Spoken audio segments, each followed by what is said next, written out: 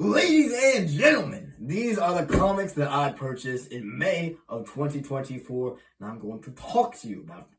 First one up, we got Daredevil by Frank Miller and Bill Sienkiewicz.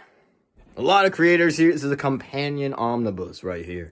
This right here has some of the best, absolute amazing stories throughout Daredevil. And I'm so glad to finally have this in my collection, man, because this encompasses the entire Frank Miller run. Everything that's left of it, right? This is a really just oozing with style, man. Look at him with that cigarette, man. I remember this quote from Frank Miller. He said, oh my gosh, Men Without Fear is like the best place to start Daredevil. It's in this book. A ton of other amazing books are. Here's Born Again. Oh, no, that's not Born Again. That just looks like it. Got all the concept art right here. We got scripts. It's amazing, man. This book is great. This right here is actually Born Again. This is what this is, man. One of the best stories in all of comics, especially from the earlier years. It's great. It's really great. Looking under the dust jacket, we got this picture of Daredevil just flying through the sky from Men Without Fear. Great shit. Now, ladies and gentlemen, the second item in this first box that we have here is this, something I've been looking forward to for a super long time. James Tynion's Something is Killing the Children. Looking beautiful with that slipcase right there. The gold lettering. That's going to be amazing. Now, this right here is the second volume of Something is Killing the Children. Oh my gosh, it's reflective, man. That's awesome. Something is Killing the Children actually got picked up for a TV series by the same creators who did this Netflix show called Dark, which I watched pretty recently. I thought it was amazing, man. It's so good. So I'm really excited to see what they do here. There's nothing like truly revolutionary here. James Tynion writes probably the best horror in comics. I don't really think of this as a horror book. This is more of a just action series, right? That has some horror elements. And now, we get the scissors out of the way. We look inside the book right here. I'll show you what kind of style you can expect from the artist on the series, which is Werther Dell'Edera. So we have this character with the huge eyes, a really unique look, investigating everything that's going on with creatures like this that only children can see, right? But this is just a really great thriller series, great paneling, great atmosphere, great action. Although I'm not finding a lot of action as I'm flipping through this book, but I've read all this stuff, and it's amazing. It's amazing, man. I do think this is building up to something rather than actually telling you a complete story. We actually have the scripts in here. That's really cool because a lot of times in these boom books, they don't have a ton of extras. They don't have the covers in the back, for example. But this is a great book. Obviously, start with book one. It's a pretty funny panel. Not funny in context, but flipping through it, man, it is good. It's good. But yeah, man. And these just look amazing on the shelf, as you'll be able to see very shortly here, man. You got the dragon insignia here on the back. Let me show that off because that's pretty dope. But yeah, we got this texture feeling to it right here. Also amazing. But I'm really excited to see what they do with the show, and I'm excited to keep collecting these editions as they come out because they look great, they're great to read, and yeah, just an awesome series that I'm very happy to add in my collection. Even though the price of this slipcase is probably not worth it. It's something like $15 or $20 extra just for the slipcase, but I am a sucker, man. I am, all right? Okay, moving on to this next box. Get this out of the way.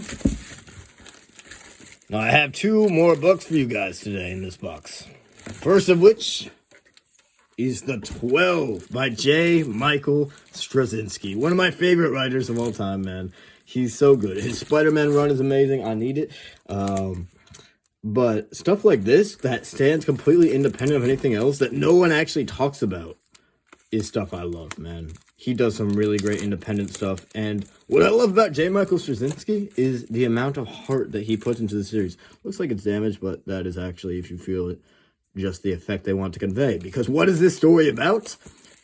Basically, you take someone like Captain America, who was frozen in ice since World War II. He wakes up to completely a strange new world to him. He has no idea how to actually exist in this world, right? But he adapts. He finds a way because he's Captain America, and that's what he does, man. Let's look inside the cover. So some great art right here. Just beautiful stuff as we flip through. Let me get you a better angle right there. And you actually have really unique colors that give you this old style of comic book pulpy action. You know what I'm saying? And the hook with this series in particular is that each of the 12 superheroes that come back from the 40s each adapt to society in very different ways. Most of them not very well. Because obviously someone like Captain America, there have been jokes. He could be a racist asshole. He could be someone that is attacking people he thinks are Nazis or subversives or something like that. But all of these characters are fucked up in some way when you put them in modern society. And the story is about one of them that is committing these horrible acts like murder, blowing up an entire like gay club, I think. But there's no one that can be tied to the scene. So you have to think, all right, most of these people are all fucked up in some way. But what level of fucked up would do something this heinous? Which is actually just an evil act.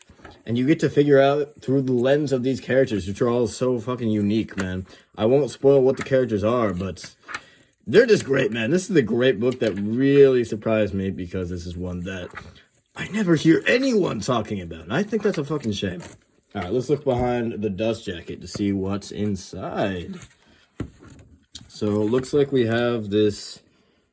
Is it a double spread? It is a double spread. Give me that. Of all members of the 12. And this fucking dickhead Superman on the spotlight right here. Oh my god, I hate him. Nah, I love some of these characters. You despise others and you feel mixed about some of them. And that's what's so great about the 12, man. It's so good. All right. And now, ladies and gentlemen, for the last book. And you can tell this one is extra special because they packaged it in such a way. Alright, let's get this open, man. I'm not strong enough. Scissors, help me. Scissors, help me. And here we are, man. The conclusion to one of the best comic series of all time. This is the absolute Swamp Thing by Alan Moore. Looking beautiful in that slipcase, man. And with that beautiful image of Swamp Thing and Abby walking off into the sunset, that finishes off the series. Man, this is an old one, but if you haven't read Alan Moore's Swamp Thing, I genuinely think you're missing out on some of the best comics of all time. It's slow at first. The series definitely just throws you right in there. They do it in such an absolutely incredible way, man. This series invests you on such a level. It goes through all types of different ideas in series, like horror and hope, action, mystery, suspense. Like, it just does something incredible. Get out the leaflet. We don't need that. We don't need that, man. We have this picture of Swamp Thing looking very stoic, as he always does, with flowers growing beside him, emphasizing, again, the beauty that this series can have. I don't go this side of the slipcase, to be honest. Like, it looks good, this side right here. However, if you go inside the actual book, this spine right here is just way more beautiful for me. You have a little rose spouting at the top of this book right here, and a Swamp Thing's face. And this book, I'm not going to be able to emphasize this to you, but it has just this beautiful cloth texture to it. I don't know if I zoom in at all, if you'll be able to see it, but it's just so nice to feel, man. It helps you encapsulate the tone of this book as you're reading it just by having this leather bound. Now, one issue with this book that some people might have is that it is a book that was recolored from the 80s with modern coloring. And, alright, why is that an issue? Why is that an issue, Riley? If you read this book originally with colors that you are not getting now. You're like, what the fuck? This doesn't feel like the same book. Some scenes are difficult to even tell that they are the same scene. Like, let me show you guys what I mean by that. Some of this action right here. Let me flip through. We have scenes like this, which are going to look entirely different with the new coloring right here, you know? And I personally think I don't mind. I think this looks great. I love the huge absolute format here. Oh my gosh, this prose issue where Swamp Thing's consciousness is like melding with the planets around it is just, man, it's incredible. It's so good, man. And this is the type of thing that you'll never see in like a lot of other media today, man. It's great. It's so fucking good. It's so trippy, man. This book, if you just like good stories, just try Swamp Thing, man. It's great. Original colors, anything like that. Story's the same.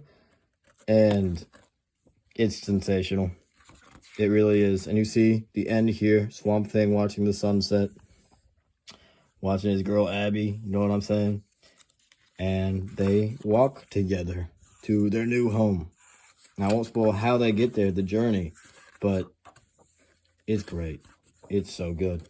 We have the extras in the back right here. Let me go through that real quick. Oh, this isn't an extra. This is something that I haven't read before. I'll have to get on that. I didn't know this existed. Superman and Swamp Thing. Huh. Alright.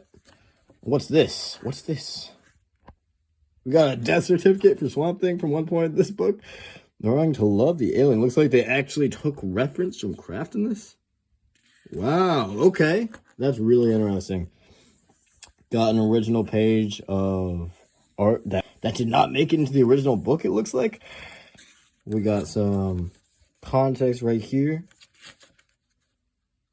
The original script for Swamp Thing 60, which I believe is the entire prose comic that I love so much, man.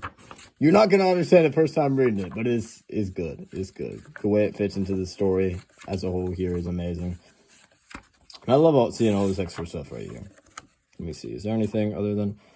We got this sketchbook from the artist right here, which, incredible stuff. I'm definitely taking a look at this later. The art of remastering, talking about the new colors that a lot of people hate. But, all right, here's the difference. Here is what I'm talking about with this particular volume of Swamp Thing. This is the original art. Amazing panel. This is the remastered art. Do you guys think this loses anything? Any sort of heart right here? Maybe it's brighter here. Maybe he's emphasizing the completeness of nature more. I don't know, man. I think this looks just as beautiful, if not more so. And I think it's going to help more modern readers actually get into it. Stuff like this, not really a difference. There's a little bit of a glare right here, but you can see that there's not much of a difference right here. But things like this, I can get it. It's a bit of a different tone.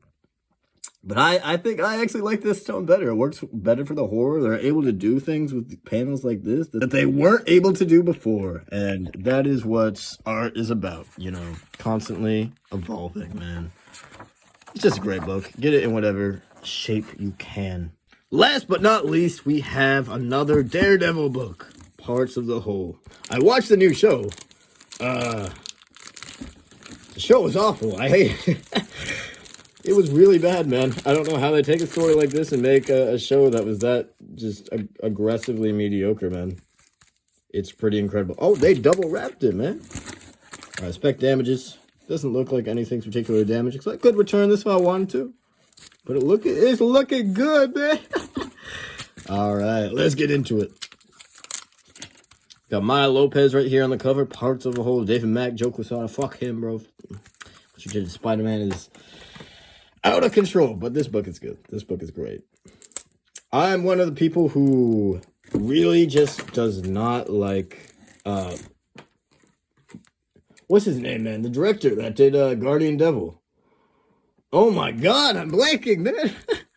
What's going on here? Kevin Smith. Oh my God, there we go. I got there, man. I really don't like Kevin Smith's Guardian Devil, which is the comic that comes right before Parts of a Whole. That's where a lot of people suggest they read their modern Daredevil, which is followed up, of course, by Parts of a Whole. And then you go over to Daredevil by Brian Michael Bendis, Omnibus, Volume 1 and 2. It's getting reprinted. I'll have that for you on a video in one of these upcoming months, man. I'm so excited because that's all I need to complete the collection, basically.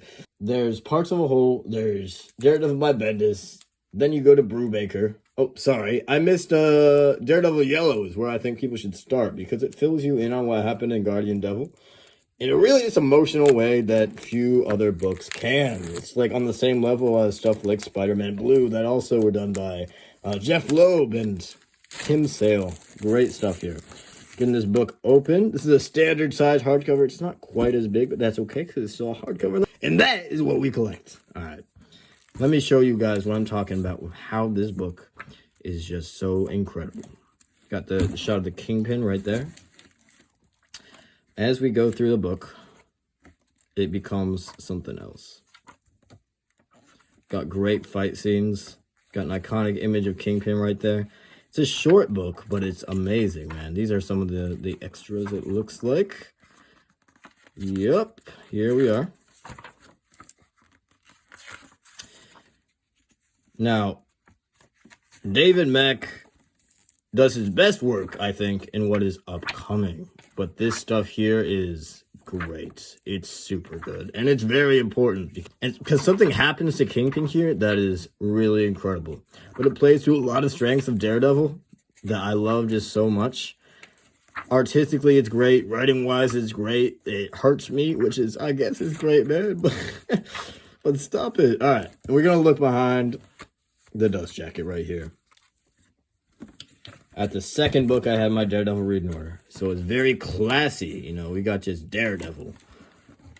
We got this silver right here. It's looking nice, man. There's not much to talk about there.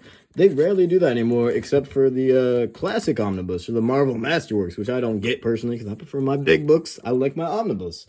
But, all right, y'all. I'm now going to show you how all of these books will fit on your shelf. All right, y'all, here you have it. These are the books that I got in May of 2024. All right, these were some amazing series. I'm going to show you guys right now how they actually fit on the shelf. Starting with our number one pick right here, Daredevil by Frank Miller. All right, y'all.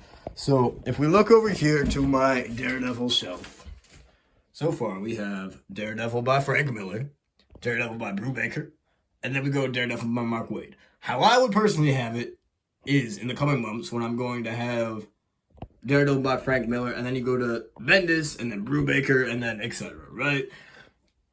So, what I'm going to show you guys right now is directly where it fits in. Give me 1 second here. Alright, y'all.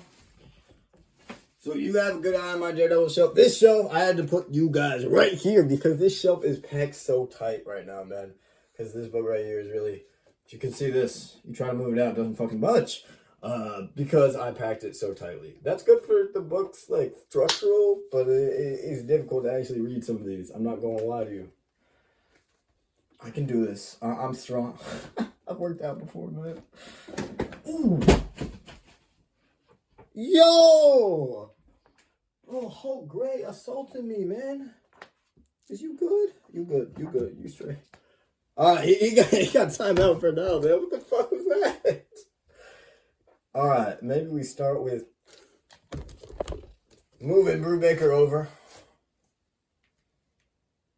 Actually, I'm just going to take out this book. This can go in another section. I put this book here, which is the Complete North Mythology. The Complete Norse Mythology. I said North Mythology. That's something else entirely.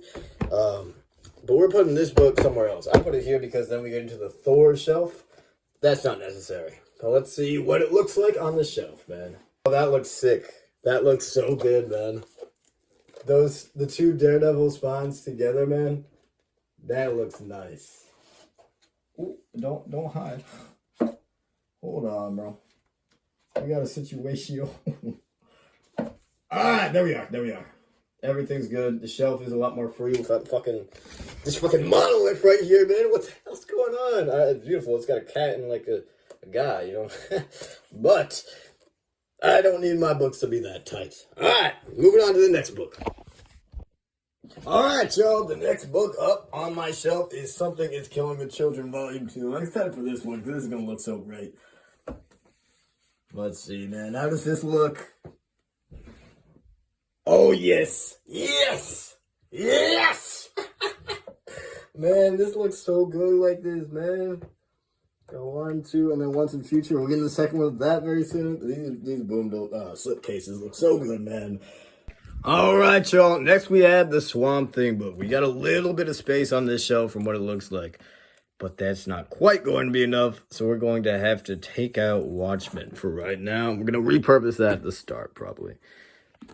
But we take the absolute Swamp Thing. Like I said, I want the spine here to match the other spine, so we're going to stick it in. Animal Man, come on.